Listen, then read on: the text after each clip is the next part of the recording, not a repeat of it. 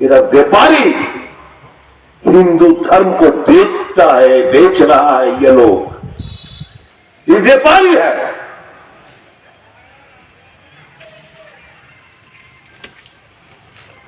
কোথাও কোন মানুষ আছে কৃষক, কিষান এই বিল, তিনটে কালো আইনের বিরুদ্ধে 700-র মতো কিষান আত্মহত্যা করেছে। বলে কি জানেন?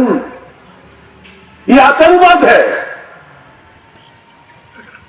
किसान जो हमारे अन्नदाता এদেরকে বলা হয় बीजेपी तरफ থেকে, ये आतंकी है, ये आतंकवाद है। किसान अपना हक के लिए मांग नहीं कर सकता। अगर कोई मांग करता है तो बोलता है, इसको दिखा के बोलता है ये टेररिस्ट है, आतंकवाद है। কোশ্চেন লিক হয় সারা দেশ জুড়ে। ছাত্র ছাত্রীরা, বেকার যুবক যুবীরা আন্দোলন করবে, লাঠি পেটা করা হয়। এই তো দেশ, ভারতবর্ষ এইভাবে তো চলছে।